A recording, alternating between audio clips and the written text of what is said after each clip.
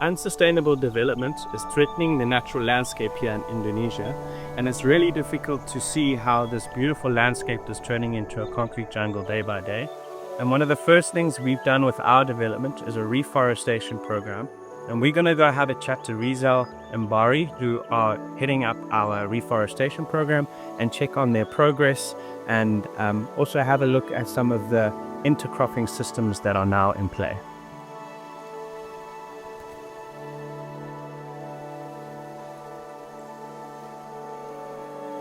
Mari, hello Will, apa kabar? Good, how are you? Yeah, good. Nice.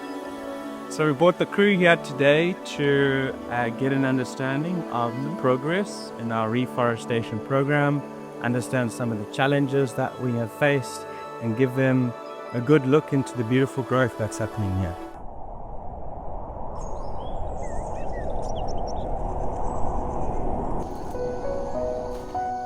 Saya ingin tahu mungkin Mas Rizal bisa ceritakan bagaimana tentang program yang dilakukan selama di sini dan mungkin tantangan apa saja yang selama ini Mas Rizal sudah lakukan di sini. Ya, tentu saja. Jadi untuk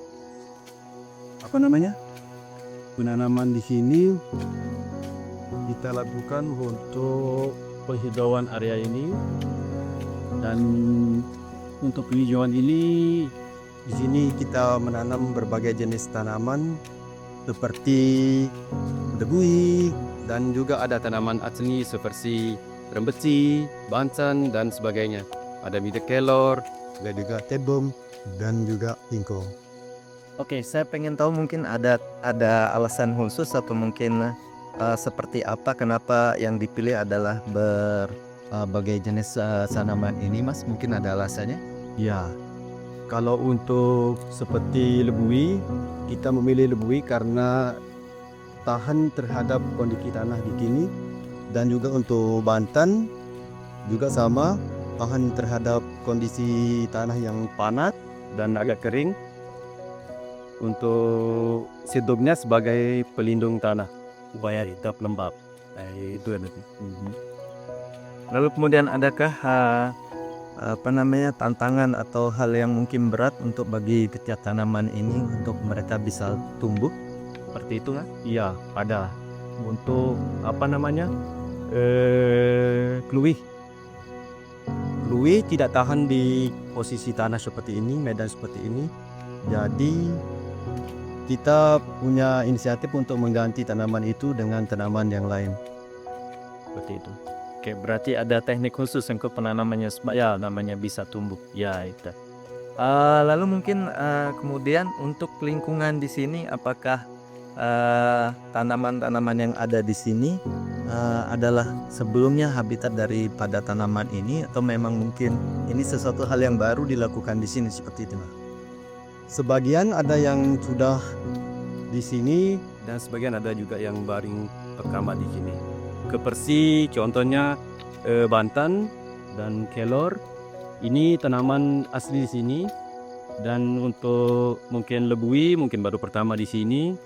Dan untuk seperti tanaman asli terembesi baru pertama di sini. Dan untuk sedbong dan cingko.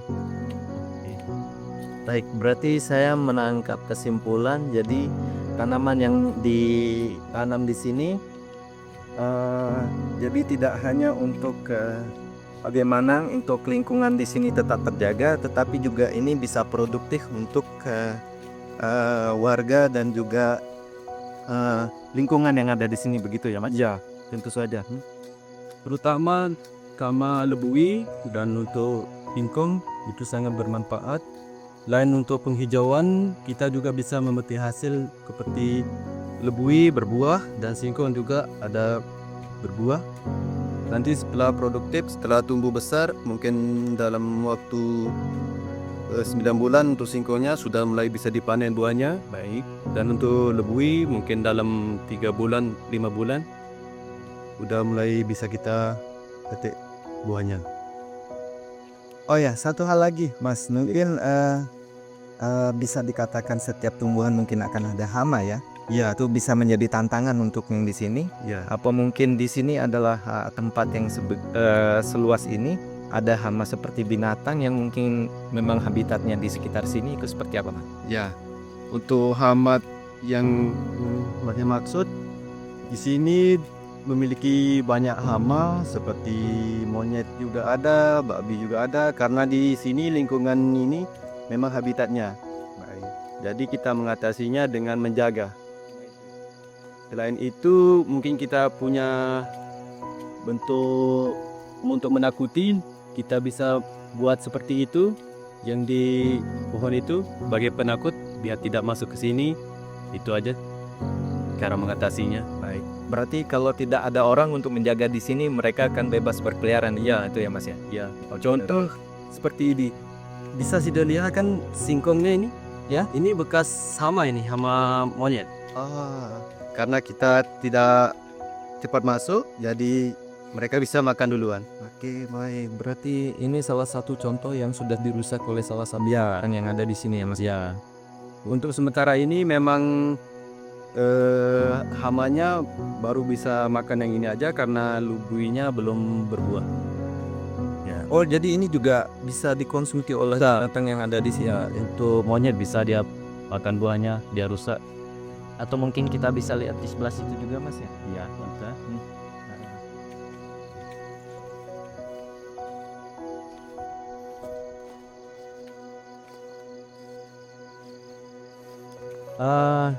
Di sini saya melihat begitu banyak tanaman ya yang baru ditanam, artinya ini pastinya membutuhkan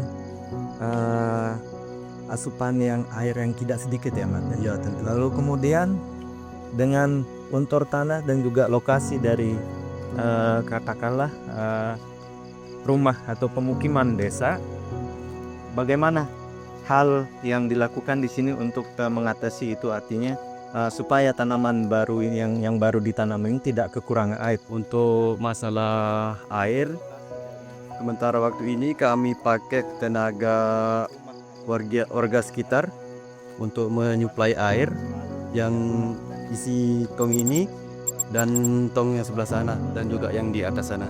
Oke. Tong ini memiliki daya tampung sekitar 1050 liter. Dan itu diisi setiap hari kalau tidak hujan. Kalau tidak hujan, kami melakukan penyiraman di sini, di sekitar ini untuk tong yang ini. Kemudian untuk tong yang di sana, kami melakukan penyiraman di sana. Jadi untuk air mungkin tidak kekurangan tak ada. Oke, berarti di sini setiap titiknya memiliki tempat penyimpanan air ya, Mas. Ya, tentu. Sewaktu-waktu di tempat ini misal tidak hujan ya, Mas ya. Ya, Selain mengandalkan air dari warga sekitar yang masih menggunakan tenaga manual, Mas ya, untuk mengalirkan air ke sini. Lalu kemudian apakah tidak ada rencana atau strategi untuk membuat sumur bor mungkin untuk suplai air sendiri di tempat ini, begitu, Mas? Ya, untuk sementara ini sudah jalan untuk pembuatan sumur bornya di atas sana. Sekitar baru beberapa, ada 1 minggu lebih proses pembuatannya. Itu untuk sampai ketemu airnya mungkin butuh waktu dalam jangka 3 bulan lebih sih. Karena kan di atas ya, kecuali kalau di bawah sini baru bisa lebih rendah.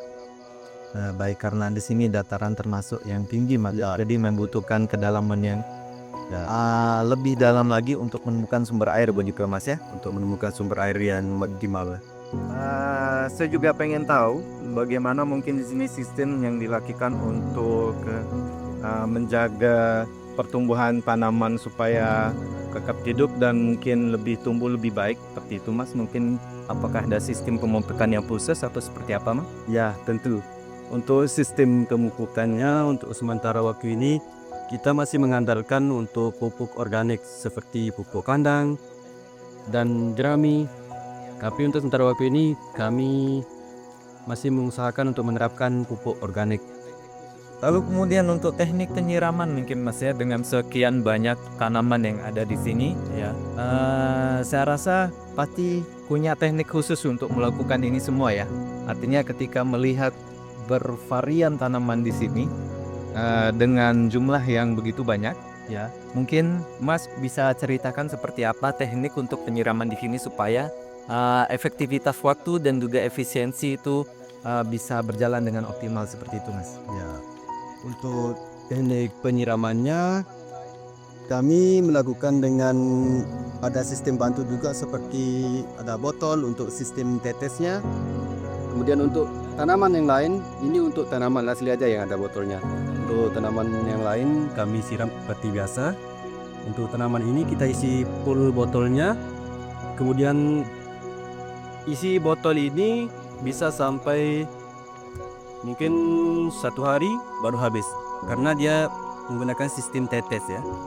Nah, untuk perlindungannya juga kami menggunakan rumput sebagai pelindung supaya tidak langsung kena terik matahari, baik, dan supaya tumbuhan liar tidak tumbuh di sekitar tanaman asli ini. Berarti ini betul-betul sekarang ini menggunakan pupuk atau vitamin dari apa yang dihasilkan dari sekitar sini, Mas. Ya, dan juga saya rasa itu sangat bagus ya Mas ya untuk menggunakan botol. Jadi itu sistem tetes, Mas ya. Jadi intensitas untuk tumbuhan mendapatkan air itu sedikit demi sedikit tapi dalam jangka waktu yang panjang seperti itu, Mas ya.